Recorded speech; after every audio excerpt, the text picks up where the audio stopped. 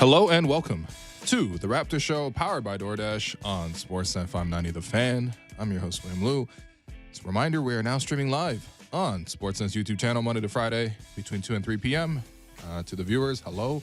Just me in the studio today, Alex chilling.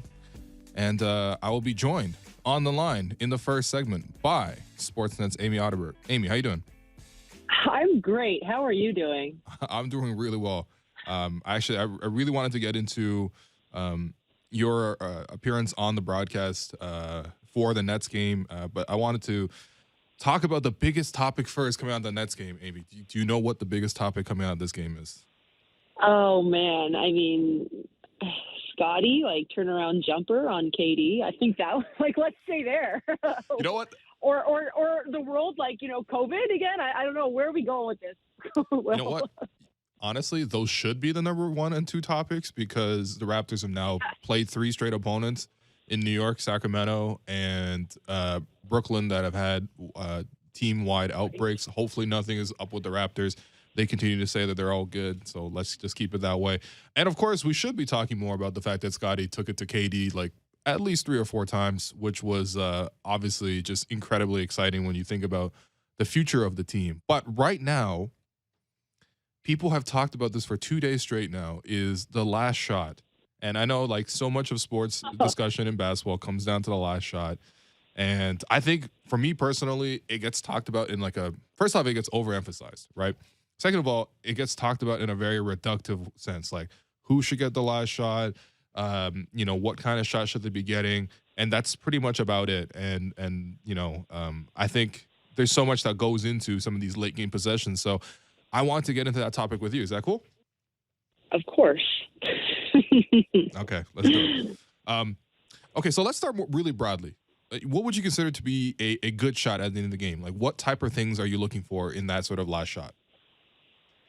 Well, I think it's all situational. Who's out there, the matchups. I mean, I don't know if you're asking specifically about the Brooklyn game or just in general, but I mean, who's got the matchup? That's always you're looking for a shot at the end of the day that's going to win you a basketball game. So it's who's hot, which I'm not sure. There's so many different ways to answer that. But I mean, if you want me to put my very short tenured coaching hat on, it would it's who's playing, who's hot. Who's or hot? Okay.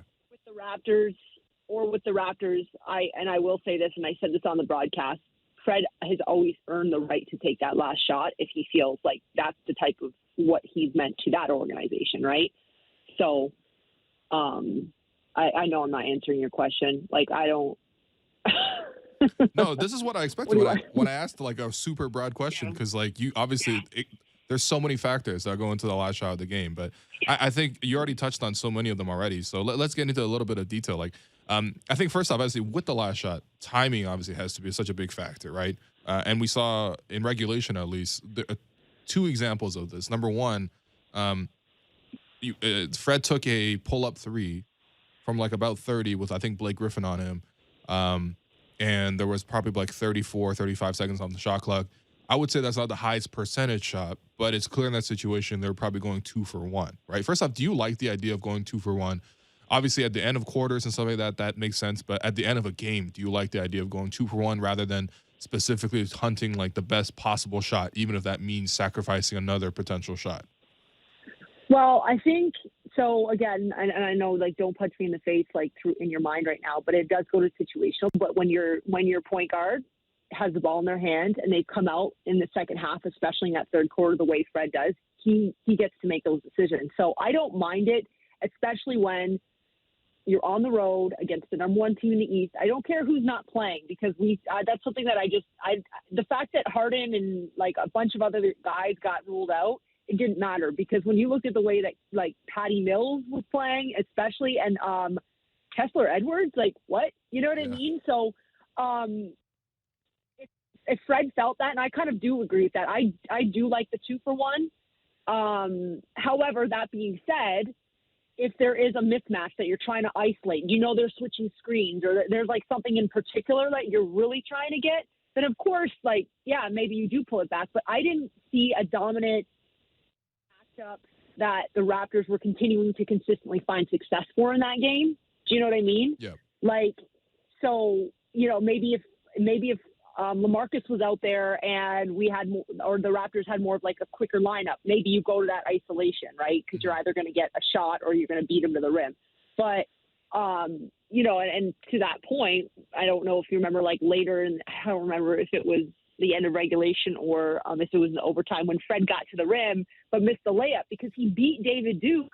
Great, like he should beat him, got right under him, and KD kind of rotated over and just kind of changed the shot. Didn't even really try, just his presence alone. I think Fred ended up short-handing it a bit. Yeah. But so it's kind of like, am I contributing to this conversation at all right now? No, of course you are. No, this is exactly what people are here to think about, because the thing is, like, again, like I said at the start, like people just talk about the last shot in like this guy should get the last shot because he did this or this and this, and like I think really there's so many factors that go into it, right? And I think that these are great points, and I think the timing for me on the last shot, I mean, statistically, when you I think especially if you ask like the front office, which is very analytically inclined and things like that, having two shots, let's say 30% shots. When in a scenario where you're up 3 and then you have the ball with like 35 seconds, if you have two shots that are like 30% chances of going in, that's a higher like expected point value as compared to just taking one shot where you might get like a 50% shot, which is objectively better than a 30% shot, but one 50% shot might not be as good as two 30% shots, which I think is kind of like ultimately what they decide in that situation. Of course, if you put your mind if you put yourself in the mind of the point guard there with Fred, like, Fred's not thinking, well, I'm going to take a 30% shot. I think Fred's trying to take a good shot, but at the same time, I think that has to go into it too. I also think that, another talking about that was created was sort of, when coaches should take the timeout, right? Because I think Nick did have a last timeout after the Raptors made a mistake in their defensive coverage. I'm not sure if they were playing zone or whatever, but Chris Boucher momentarily had Patty Mills on a switch. After Patty Mills drove the lane, Patty Mills then relocated to the perimeter, but Boucher stayed in the paint. Maybe the goal was maybe he was supposed to take Gary's man. Gary's would go to the paint. Regardless, they should not give up a wide open 3 in that situation. And Patty Mills ties it. After that, though, the Raptors still have about 9 seconds. And Nick decides not to call timeout. So, again, leaning on your extensive coaching knowledge, of course, what specifically goes into the decision of, do you take a timeout here to drop a play, or do you let it ride? I do believe that, again, it goes to the feel of the game, right? And Fred with the ball in your hands. And we always sit here after the fact. And if Fred hit that, right, if Fred hit that shot, it would have been the most brilliant thing not to take the timeout. But because he didn't, now the conversation is, oh, well, he should have taken a timeout. And I really don't believe that nobody takes those types of decisions tougher after the fact than the coaching staff, right? Because at the end of the day, it's their jobs and it's their lives that they sit there and try to win basketball games. So I think I actually do prefer not taking timeouts because I think if there's if you catch defenses kind of scrambling again, like just didn't have necessarily their guys out there, maybe they were hoping that the inexperience of some of the guys catches up to them, and you're putting Fred the ball in his hands and to go win a basketball game. And really over his career, he's hit some pretty big shots, right? So I totally understand them not taking the timeout. And again, like I go back to the whole what's the mismatch you want, that like what and when they had the timeout at Oklahoma City, it didn't go well, right? That's right. Yeah. So I mean, and so I'm not on the bench. I'm on the coaching staff, so I'm not going to sit here and say like they should be doing this, they should be doing that. Of course, because they are the best in the world in doing it. But I understand why they didn't do it. I think not taking a timeout off of misses is also a great option because you're also getting that extra half a step in transition. This was off of Patty Mills' made 3, right? So there was definitely, maybe they, again, and we were calling that game from Toronto. So maybe if we were in the gym, maybe we would have seen, was Brooklyn celebrating? I didn't see that, but coaches see things that we don't see, like 99% of the time, right? So there's a reason why they decided not to do that. It wasn't I don't believe it was a miscommunication. Yeah. But yeah. Well, I mean, I think, the thing is, obviously, yeah, I'm sure Nick could definitely and his coaching staff thought about this. It's one of those losses that, not saying the Raptors needed to have that. Obviously, this is like game 27 on the season or something like that, 28. Um, it's the middle of December. The COVID outbreak continues to be just really bad and accelerating. Like, there's bigger things to worry about. Plus, Scotty Barnes was hitting turnaround jumpers on KD, as you mentioned. So maybe we should just be thankful sometimes of what we have. But I think these are one of those losses that do keep you up at night because you do have a couple of key decisions to look back on. And I think for coach, like, you know, when you do call the timeout in a late game situation like that, there's a couple of things that you need to manage in terms of the risk, right? Like, for example, as we saw in that OKC game, so he calls a timeout after the three was made by Muscala. And even inbounding the ball seemed very difficult, right? Because obviously, if you compare it to the Brooklyn game, the inbound to Fred was like unguarded, right? He got the ball to him. You got the ball in play. Now, I'm not saying that, like, obviously your execution should be good enough to the point where you should be able to inbound the ball like 99% of the time without any sort of issues. But that is an actual concern. Like, you have to now inbound the ball, and then you have to set up the play, things like that. And then I think in terms of when you have the ball in your point guard's hands or in your creator's hands, you also have the decision to make between, are you going to run like a set play, which is like, you bring a screen, or maybe there's some off-ball action or whatever. You run like more of a set play, or do you sort of run more of the ISO situation? What would go into a decision, something like that, between running some more of a team kind of set or more of like a ISO type of set, whether you get a screen to get a switch or not, mostly keeping the action very simple in the middle of the floor? Yeah, I think, again, I would say I think this all entirely goes back to the feel of the game. Like, I really, really do, right? There's so many things, again, like the matchups, who's available, who's not available, who's guarding who on the court, who's hitting the shots, who's hot. I really do. You can't really pre-plan for all this stuff. And that's part of why, the best coaches obviously make these decisions on their feet. Mm-hmm. Because, it just, I would say you always, but then defenses have gotten so smart that they pre-switch screens, right? So they will actually start mismatching. So because they know the screen's coming, and then you got to call another timeout. And then, there's so much that goes into it. So, again, when you're on the road and Fred has the ball in his hands, you're kind of like, you know what, let's just let him ride. And he didn't get a terrible shot off. He even said in his press conference today, like, he's gotten probably a bit of like jabbing in his support system because he doesn't airball three, like elbow jumpers. We at first thought that ball got tipped or deflected. I didn't see it, but that it happened. So you know what I mean? Like, that was just a freak thing. And then just to add on to the conversation, Lou, is like, as we're saying all of this, you look at the way the Lakers won last night, that ball went through LeBron and Russ and went to AK Austin Reeves 15, a rookie, but it was a beautiful shot. It was off of movement. This is the NBA. Guys can hit shots. It's what they do all day, right? They sit in the gyms and shoot basketball all day. So, we're sitting here talking about who should be taking the shot when really it's like, it goes to the feel of the game. Was it absolutely the right pass? Was that pass on time, on target, right in a really good shooter's pocket, who just happens to be a rookie and is playing in a lineup with Russell and LeBron, but they went there, right? And it worked. Now, if that ball didn't go in, do you think LeBron and Russ would be getting some questions right now? Heated ones? Yeah. Well, Russ was wide open for the three, but he smartly decided to drive against it, even though he actually just made a three right before. By the way, Lakers Mavs last night was a classic for no reason. It was. I was like, at night, I was like, I'm really trying to get to sleep for the first time this week, and I was just like, oh, it's overtime. Okay, Yeah. It's almost double overtime. But anyways, I guess my point is, like, that's the feel for the game, right? That was brilliant. So yeah. Well, I think that's also why, when you think about who can get the last shot, for example, it's not as simple as who has the length to get the shot off. Obviously, that's a big importance, right? Because the defense is going to play you as tight as possible. Obviously, the whistle is, generally speaking, a little bit swallowed when it comes to last shots, unless it's something super egregious. Refs are not going to call the foul to decide it. So what you really do need is length to sort of create the separation to get the shot, and that's something when you look at the OKC game, for example. When Fred drove the lane and he had Shea on him and Shea was backing up and anticipating the drive, Shea's 6'6" with really long arms. It was very hard for Fred to shoot over the top. Plus the fact that Baisley was right behind him as well, and he ended up blocking the shot. So like length in the separation is also important. But at the same time, using the Lakers Mavs example, the Lakers ran the play for LeBron, and the Mavs like caught LeBron by surprise in terms of sending the blitz like really really high in the middle of the floor at a spot where LeBron wasn't going to shoot it. So LeBron kicked it out, and they sort of swung.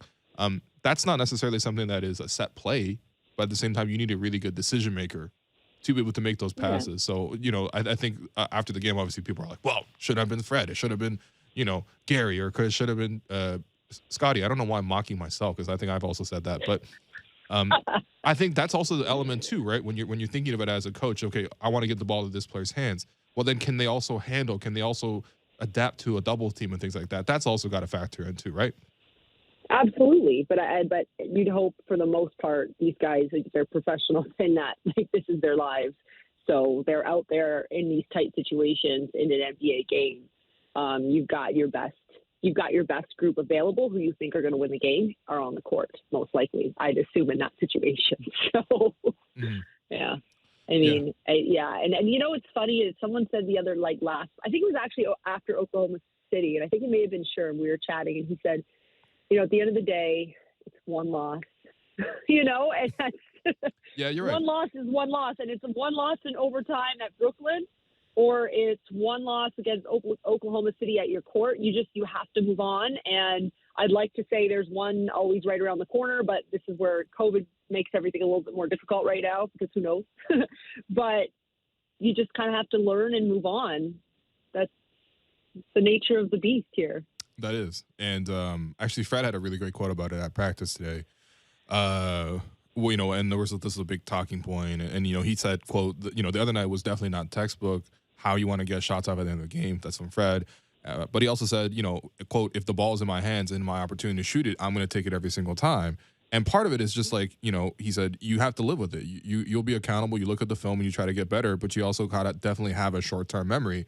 And I really actually like that quote from Fred, because I think a lot of people took that quote the wrong way, thinking, oh, what does that mean? He's just going to chuck it the next time again? We don't want to see that. But at the same time, I think it's very important that if you're going to entrust someone with such a big responsibility to take the last shot, that they do have the ability to get over it and then be able to, take the next one as well. Because obviously, especially, the game was played, Tuesday, and the Thursday game today was canceled or postponed, and they don't play again until Saturday. There's just going to be so much discussion, almost a hyper discussion around that one game, especially in that one important moment. But you kind of need a player that is really going to be able to compartmentalize that, take the feedback, take the improvements or the coaching advice and everything like that, but, still have the confidence, and then at the end of the day, to take those kind of shots. Absolutely. And I would say this too. I don't think anyone listening can question if Fred wants to win basketball games.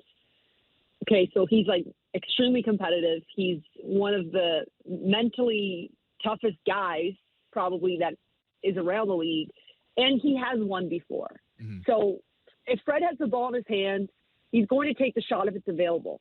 But if Fred sees a better option, his number one, he wants to win basketball games. Well, we have sat in press conferences where he's played great and they've lost, and he has been not the happiest, right? Mm-hmm. And we've sat in the other situation where he hasn't played great, but the team's won, and he lives with that, right? Because he wants to win ball games. I mean, he's in his bag. We know that. They've taken care of Fred. It's not even about that. He wants to win basketball games, and he has played, and he's an NBA championship. He knows what it is to win and what that takes.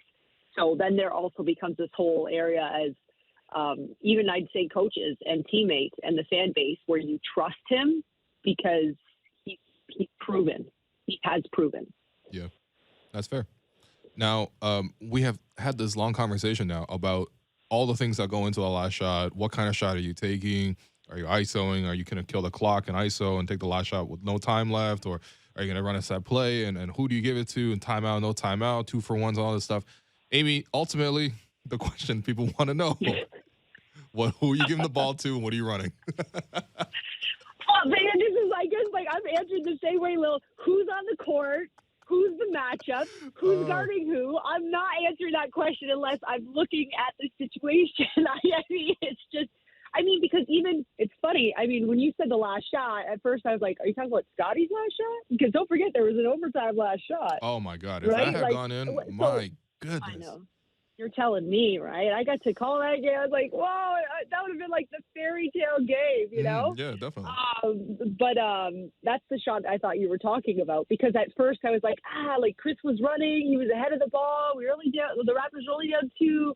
But then I was like, yeah, that wouldn't have been, I don't think that would have been the right pass to advance that ball. So that's the shot I thought you were talking about. Oh, So yeah. Scotty on that look, yeah, like I'm all, that was the look. That had to be the shot. Yeah.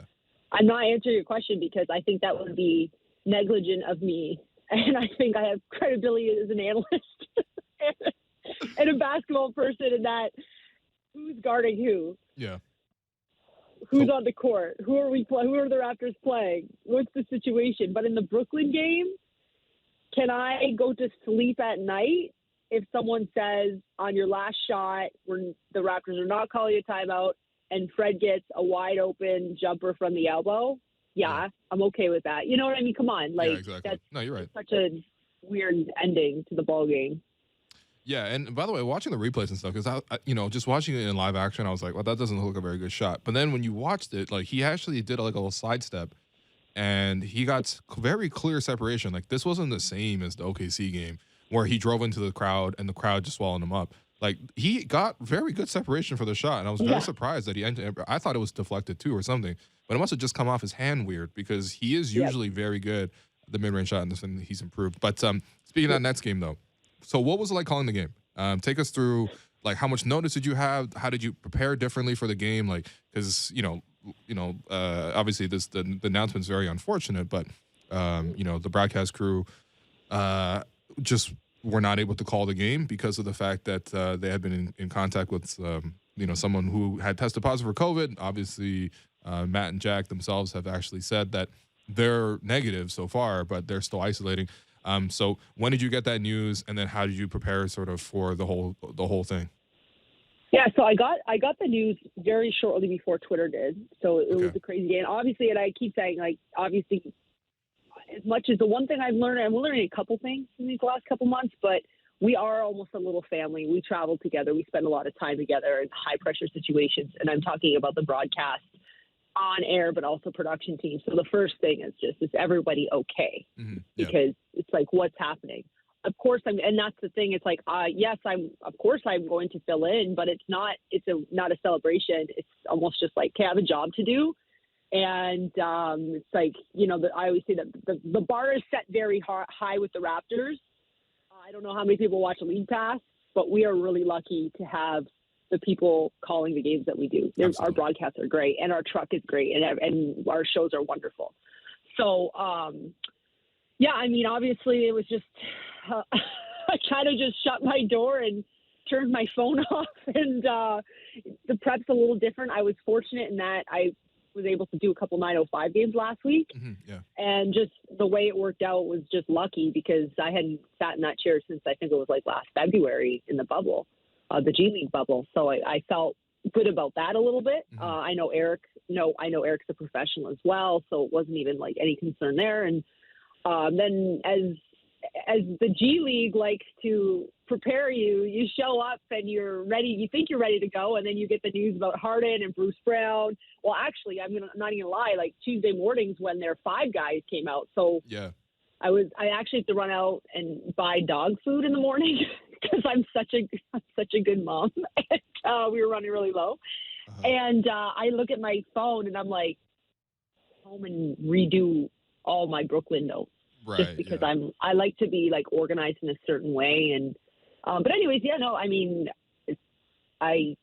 we just went with the roll of the punches. I mean, we obviously called it off too, remotely from Toronto. Again, just we have a great truck and a great producer, Dave Leader, and CP is great, and Gavin. We have a great truck of people that are ready to rock. Right. And we were fortunate that it was a close, good game, right? Just so yeah, I mean, what was it like? It was a bit of a blur. So I've gotten mostly pretty nice messages, which is nice. But I also can't wait to get our group back together. Yeah. I really miss seeing Matt, and I miss seeing Alvin. funny because we went on that like 2 week long road trip where I think everybody was ready at the end of it to just go home and have a day to ourselves. And now it's like, guys, like, what am I? Come on, I miss everybody. So we'll see. Yeah. I was gonna say Alex is not here today, and I already miss him very dearly. So I it's know. you take things for granted. No, but seriously, Amy, I thought you were really great on the broadcast. I mean, I knew you would Oh, be because you were so great with the 905, and you obviously continue to be so great with the 905. Yeah, no, I just imagine because the reason I asked you this, I just imagine you last second preparing like, okay, Kessler Edwards. Who is Yeah. this? Oh no. What It do was they awesome. do? Because like I was even looking at his box score after the thing, or his box scores. I think he had played like 9 minutes in a blowout loss to Golden State when Golden State came to Brooklyn and people were chanting Steph Curry for MVP, which was a little bit embarrassing for Brooklyn. And then another game where he was playing a blowout 2 minutes. So I was like, how do you even prepare for a guy like that? You know what I mean? Like, and of course, I guess the Raptors didn't really have the same preparation either because he outscored the Raptors' entire bench. But that must have been just a wild experience. But hopefully everyone's okay. Hopefully everyone can sort of get back. At least to not to a normal place because we know that that's sort of out of the question now, but at least just to a safe place. But obviously, we had a lot of depth here, and no, you stepped right up, and you did a great job. So, Amy, thanks for joining us on the show. But you never also told me who's getting your last shot, Will. You're gonna have to stick around for the second segment to hear that, Amy. So thank you for teeing me up. I think, yeah. Thanks, Will. All right. Thanks, Amy. All right, it's a good spot for us to take a break. I'm your host, Will Lou, and you're listening to The Raptor Show, powered by DoorDash on Sportsnet 590, The Fan.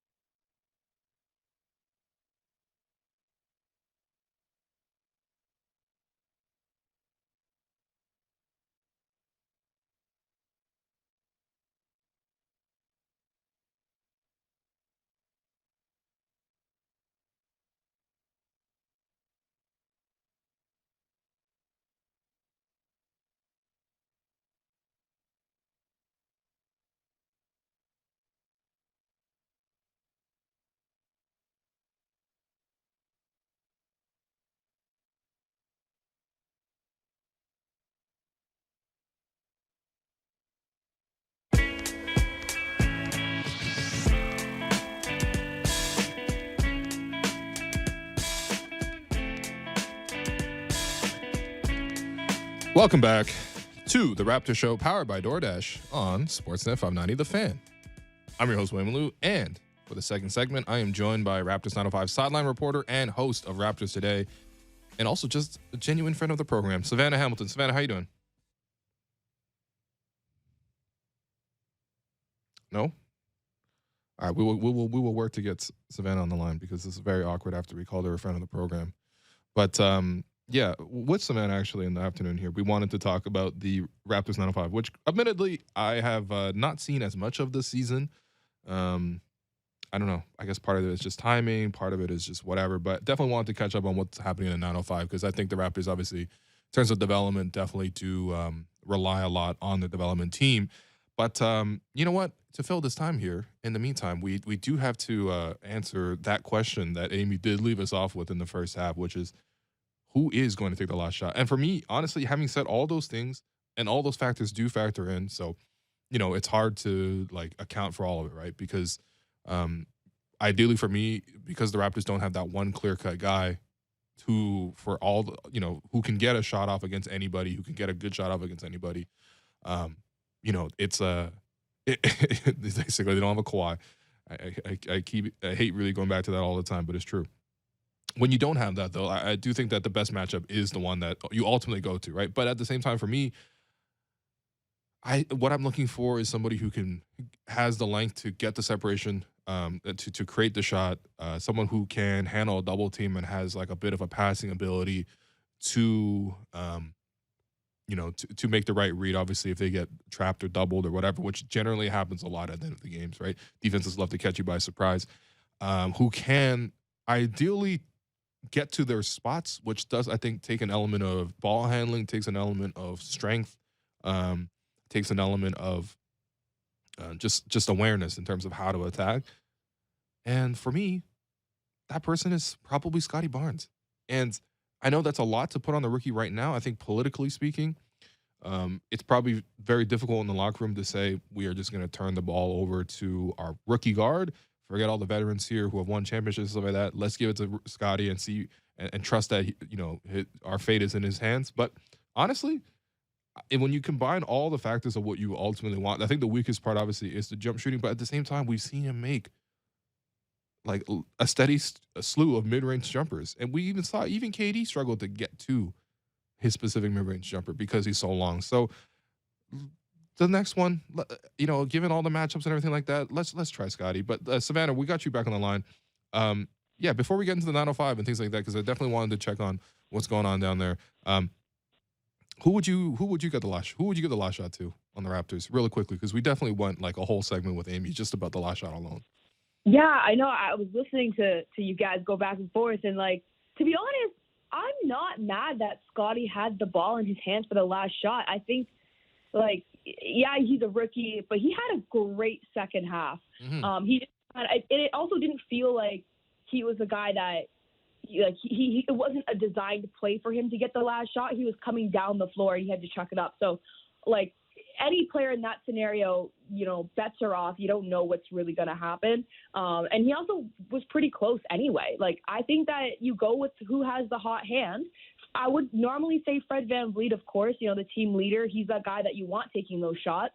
But to be honest, he was going a little bit cold there. So yeah. Am I mad that Scotty had the last shot? No, not really. Like, he hit that corner three, almost like drifting to the crowd. Back? I couldn't believe it. Step back, reminding me of Kawhi Leonard's shot. Like, how could you be mad? No, you can't be mad. I'm not mad at all about the Scotty. There was like 3 seconds. He gets the rebound. I mean, honestly, you get the rebound with 3 seconds. You have no timeouts. Yeah, whoever gets the rebound, runs down the floor, takes that shot, I'm not going to be mad. I was thinking more about the last shot, like, in regulation, when the Raptors missed to go to overtime. Gotcha. Like, in that scenario, you got 9 seconds, and I don't want to belabor this point because I think people are like, all right, we'll move on. It was one possession. But in that scenario that it pops up again, who are you giving the ball to?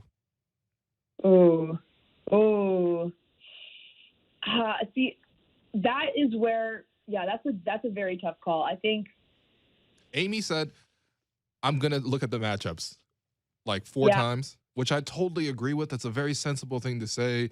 That's when you've played, you're as a coach. 100%. No, that's the smartest thing to do. But look, this is also sports talk radio. So, Sav, I'm asking you. You want me to give you? Who you give Honestly, the ball to? I think Gary Trent Jr. would have been a safe bet. Ooh, okay. Yeah, I think like he that would have too. been a safe bet. Like I said, Fred VanVleet wasn't playing as well in the second half there. Like, he missed some key shots, and I'm not even, like, too mad at him at all. Like, he's allowed to he played great overall in that game, yeah. Exactly. But if I'm one who has, like, a hot hand who's been pretty consistent in high-pressure situations as well as Fred VanVleet, Gary Trent Jr. But also I agree with Amy in the fact that, like, who has the better matchup between the two of those guys, and then that's who I'm giving the ball to.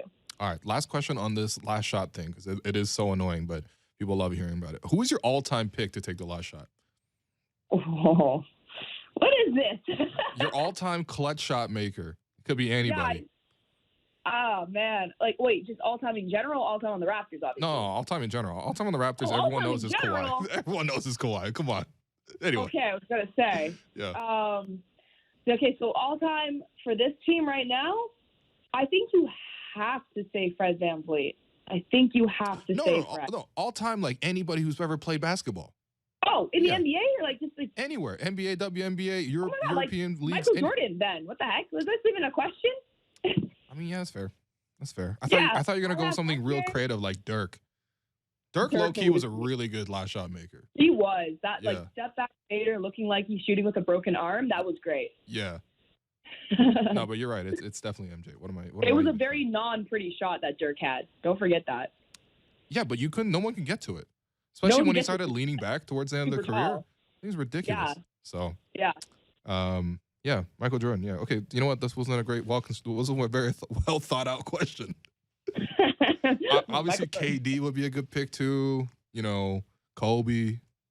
Kobe would be great. Yeah. Kobe would. That might be my second pick, actually. What about you? What's your first pick? I don't know why, because I think I just watched like a YouTube video online, which I actually thought was really cool, where a lot of like NBA players, like past and present, were asked to watch like iconic plays from their career and then react to it.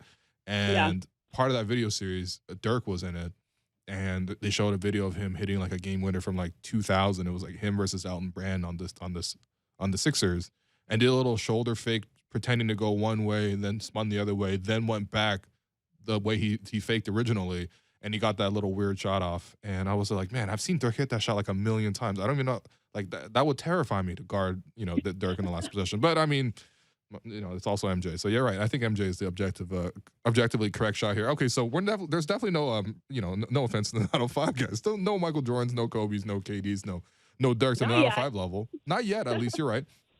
But I did want to check in with you a little bit on their season. So they're 4-7 thus far, which is hardly ideal. I mean, look, the record for the 905 is not the biggest thing, but it's just like, give us the idea of sort of what's going on there. Why are they 4-7 this year? Yeah, there's a number of reasons. First, before we get into that, like, it's almost like this is the Savannah disclaimer coming at you, because all the games that they've played so far are leading up to the showcase tournament. Okay. And so all of these games are not regular season games. It's essentially a glorified preseason. And so, like, the showcase tournament, obviously it's the exposure. I think there's like more incentives towards it, but these games kind of went to the terms of where the teams would be placed in the showcase tournament. And so, like, the top teams would be getting like a bye basically, and then you go out in Vegas and you play against each other. So all these games that they've just played in their record kind of throw it out the window after the showcase tournament was done like late December. So keep that in mind as we talk about this discussion. I think what Coach Pat was doing was kind of feeling out the team, using it as a ground for the two ways to really get some reps up, because there's so many back and forths, as we saw, like literally almost every day on Twitter. Oh, Solano's down to the 905. Oh, Malachi's also with the 905. Oh, they just got brought back up to Raptors, blah, blah, blah. And also just to note that the Raptors and the 905, they don't see each other as going down or up. They actually just see each other as like a cross, almost like a platform to just develop. So I say down and up because I'm so used to it, but it's really just, no, we're giving you the opportunity to get some more reps so that we could use you at the Raptors as well. With that in mind, though, it's tough to build team chemistry when you're having 5 different guys come in and out of your lineup. Yeah, of course. So for the rest of the team, and don't get me wrong, the rest of the team have ridiculously talented players. So, like, we can talk about Kevon Harris, who was averaging like 20 points a game at one point. Brian Tyree, Yep. who I just talked to today, and like he had a 30-point game in his last matchup. They lost that game, but there's some individual amazing performances, and so you see that coming out with this team. But I truly believe that it's a mixture of the team chemistry just not quite blending yet. It's still the preseason, and this team is ridiculously young. I can't remember the exact age average, but it's I think it's around the 20 or 21 year mark, Right. which is much different than last season's team that had NBA that's like Nick Stauskas Yeah. or like Alize Johnson. And I know Alize is currently with the Bulls right now, but he was already with the Pacers before coming to the 905. Right. And so there's different team chemistries that are happening. That explains the record and everything leading up to the showcase. Yeah, by the way, just going back to the point about last year's 905 roster, I mean, when you're looking back, obviously the G League season last year was so strange. It was in the G League bubble and everything like that, and they played less games, whatever. But when you look back on the 905 team, that team had a lot of talent, especially for a G League level. I mean, as you mentioned, lots of vets, Alize Johnson, who is now with the Bulls. Raptors should be playing him tonight. Gary Payton II, who was coming off the bench for the 905. He's coming in this weekend with the Warriors. He's played so well with the Warriors. He's a huge fan favorite there. He's doing great. Of course, he was also in the NBA first before, going to the G League and now coming back to the NBA, which is really awesome to see. I mean, they had Malachi down there. Jalen Harris was with them. Nick Stauskas, I thought, was pretty solid throughout the whole season. He's still in the G League, but he's been a long-time vet. And even Henry Ellenson was an NBA. It was like the 18th pick with the Pistons before. I remember going back to this Dirk thing. I remember Dwayne Casey one time said he had shades of Dirk Nowitzki, which I was like, you must be in like SPF shades, because that's way too much praise for Henry Ellenson. But at the G League level, he was honestly like arguably the Raptors' like best player last season for the 905. So that team was stacked. And Henry Ellenson got the call up. Like he got a 10-day contract with the Raptors. Obviously didn't work out, and like I think he wasn't the right piece at the right time for the Raptors. But he was an incredible player. He talk about hitting the last shot. Like he had some game winners for the Raptors 905 that season as well. Yeah, there you go. Well, maybe that's what Dwayne Casey meant then. Maybe that was the shades of Dirk that he was talking about. There you go. But going back to, I still don't agree with Dwayne on that one, man. Dwayne has very, very optimistic comps. Like he loves to compare it to guys that he's coached before, like Gary Payton, like Dirk, like Pascal. I mean, he's compared a lot of guys to Pascal. And look, some of these are very optimistic comparisons when you're talking about such great players. Very few players reach that level. But let's talk about, so as you mentioned, there's 5 guys on the 905 that have sort of shuffled in and out of the roster because of the fact that they're also part of the Raptors team. And let's go through the 5 players there. So it's Delano Banton, it's Justin Champagnie, Isak Bonga, Malachi Flynn to a lesser extent, and David Johnson, who has spent the most time out of all of them down there. Let's go through each guy and sort of cover like what the Raptors are hoping to have them do with the 905 at that level and sort of their progress on that front. So let's start with Delano Banton, who every time I watch 905, which has been like, a few games here and there, he looks amazing down there. Yeah. I've talked to Delano like quite a few times in post-game scrums and stuff like that. And like, he knows why he's in the 905. He knows why he gets sent there and what he's expected to do and contribute. And I've also talked to Coach Pat about, what his expectations are from Delano and the rest of the Raptors. And, it's kind of the same thing. And Coach Pat always tells me the same answer. Not getting old, because winning is never old, but like he always says, we just want them to win. We want them to win. But really it is for Delano to get those extra reps. And when you are an NBA player that's sent down to a G League team, it's kind of like you've already proven yourself at the NBA level, but we don't have enough minutes for you currently on this level. So go down to the G League and help them out, for one. 2, work on the things that we've told you to work on. And for Delano, that's been his shot.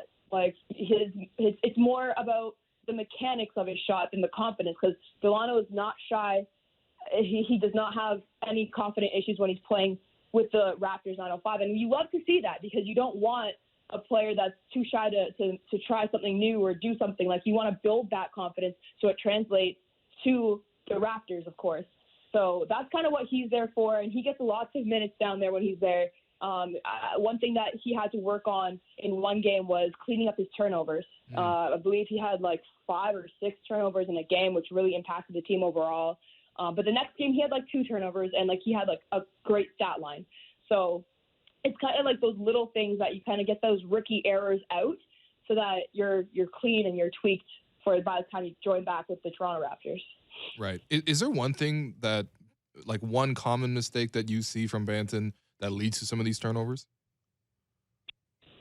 I think, you know what it is? He's so fast, and I think he thinks like so fast. He's trying to get his teammates involved with the play. Mm-hmm. And so sometimes I think it's making a pass or decision a little too quickly. Right. And either his teammates aren't ready for it or that this play hasn't been quite fully set up yet.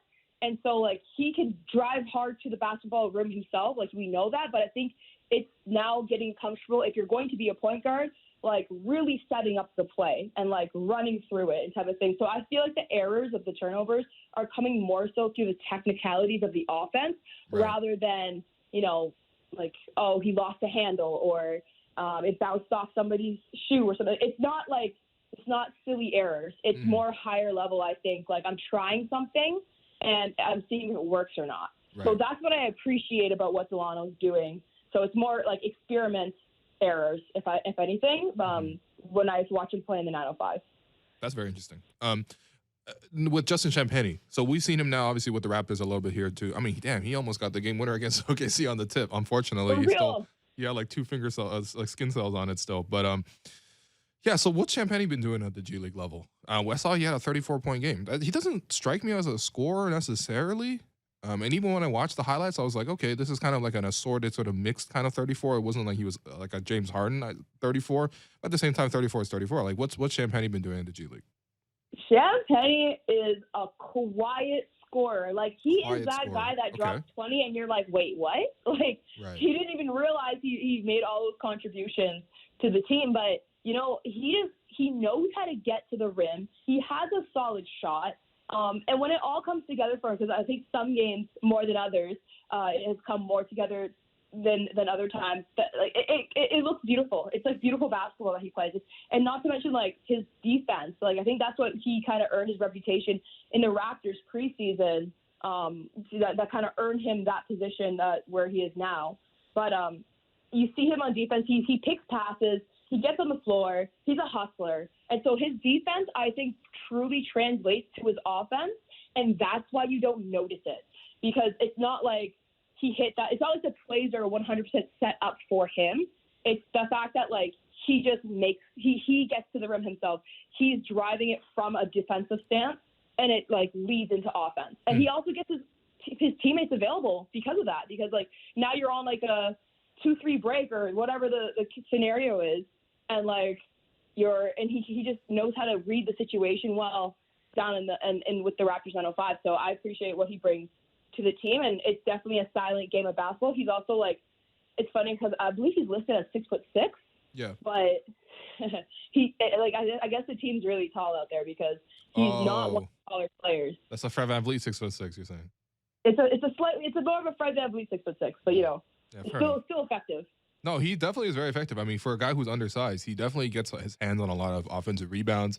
I think his feel for the game is even obvious when you see it at the NBA level, because a lot of players will be asked to like wait in the corner and stuff like that because, you know, they're just like limited offensively at that level. But you can still be involved, especially, you know, if you're on a team like the Raptors who are willing to crash the glass, who send, you know, crashers usually from the corners. And I think Champagnie's done a really good job of just like working the baseline, making himself available. His feel for the game is pretty good. And I think that the more he gets that catch and shoot 3 down, I think that's going to offer him more options because I think Nick already likes his defense as well. So he's been a really nice surprise. I think for Bonga, he's been in the NBA a few times, and you know, he's also been in the G League consistently as well during that time. But for every time I watch Bonga in the G League, I'm starting to call him LeBonga James because he looks so good at the G League level every time I see him. And to me, it almost looks like he's kind of like a power forward type of role down there. He just looks like physically like really strong as compared to the other guys, and he can make a lot of plays just using that. Exactly, I love that nickname, LeBonga James. I'm gonna tell him that you dubbed him that. Okay, please. You know what? Please do. Please tell LeBonga James that I have come up with that one. Okay, I will. Yeah, no, Bonga is just pure athleticism. This guy, like, he's a guy that you throw the alley-oop miracle pass up, and he somehow finds it and connects it to the rim. Like, I don't even know where to begin in terms of just what he could bring. And I've seen him shoot, too. Like, I think people don't understand that he has something of a shot as well. Like, he's a pretty solid, like, shooter. I'm not going to say he's your go-to, but when you need a basket, he could definitely get you one. But I think other than that, like, his size, it's like a size, athleticism, length. And, like, when he runs the floor, like, he's, like, one of the first people on the break. And so, like, that translates just, like, super well. If you're Delano, maybe you want to just, like, throw the ball up. And then you know he's going to be there. He also has, like, you know, he's not a point guard, but he has, I would say, like, Alizé type of handles in the fact that he can steal the ball, but, like, you're not going to go to him to facilitate, but, like, you're not also scared when he has the ball in his hands. It's like, no. It's like, no. Like, he can handle it on the wing. He could get to the rim. He knows how to, like, do some moves and then make himself available. So I would essentially deem him as more of an attacker, a dunker. And he's just pure athleticism and, like, just a rebound. He could get the rebounds too. Like, it's great. Watching him play is just, like, amazing. It's truly, like, remarkable to see how athletic he can be. Yeah. Again, LeBronga James. Wasn't kidding. LeBronga. Okay, I wanted to ask about David Johnson because we actually haven't seen him very, very few times we've seen him play for the Raptors. So he was the other second round pick along with Delano, and he, you know, there was this running meme at the start of the thing because, you know, the Raptors drafted Delano. He's from Toronto, and, like, so much hype around him. And then him and Scotty showed at the same time when they had, like, the best day ever. It was Scotty's birthday. They went to, like, you know, they got a, like, hotel room, and then they, like, all the surprises there from the Raptors, and then they went to Drake's house. They, you know, went to they caught up with Cardi and everything like that. David Johnson's sort of been the forgotten guy. So we have about a minute left. Please give me some David Johnson updates because I don't even know what to expect from him right now. So what has he done at the G League level? Yeah, like I talked to David a little bit. I was kind of like, yo, describe your game because we're trying to, like, figure out. You told him straight up, like, hey, what do you do? Yeah, I did. I was like, describe your game to me. Like, I want to know because I like listening to what players think of their game. Yeah, okay, fair enough. We can make, as media, we can make our judgments, our science, whatever. But I love hearing what they think. And, you know, like, he kind of gave me a bit of a generic answer, but, like, he's just like, you know, like, I'm a team player, blah, blah, blah. But, yeah, he is a team player. I will say that. Like, you know, you see him. He's also the type of guy that will quietly go off. I haven't seen him have, like, a predominant, like, standout game where, like, wow, that's Johnson, you know? But at the same time, you could tell that if he's just with, like, his teammates, he's usually one of the best players on the floor. Or one of the better players on the floor. He's definitely, like, the guy who will not hurt you. He'll significantly help you. He has a shot. I would say he's a shooter. Like, that's what you can expect from him. You know, I think we're also he could play defense. He's still pretty aggressive there. You know, is he on the Champagny level of defense? Maybe not yet, but he's definitely a guy who's not afraid to get physical when he has to. His game is more finesse to me. Okay. And he has a solid handle. So if I was to kind of give him, like, a bit of a rundown so far from what I've observed, it's that he can handle the ball, he knows his spots on the court offensively, and he could shoot. Okay. Like a well-rounded guard. Okay. Like a well-rounded guard. Yeah. Yeah. All right, Savannah, we got to bring you back just because you're obviously a friend of the program, but, you know, we got to bring you back because we want to give some love to the other 905 guys too, because obviously the NBA guys get plenty of shine as it is. And we'll catch up with you next time on the 905. So thank you to Savannah Hamilton for joining us. And that does it for us today. I'm your host, Will Liu, and you've been listening to The Raptor Show, powered by DoorDash on Sportsnet 590 The Fan. Make sure you find The Raptor Show wherever you listen to podcasts and subscribe, and please rate and review our show. As a reminder, we're streaming live on Sportsnet's YouTube channel Monday to Friday between 2 and 3 p.m. And, of course, you can catch all the archived episodes on Sportsnet's YouTube page. Thanks again to Amy Audibert and Savannah Hamilton for joining us on the show today, to producer JR, Derek, and Lance for their help as well. And I will talk to you tomorrow.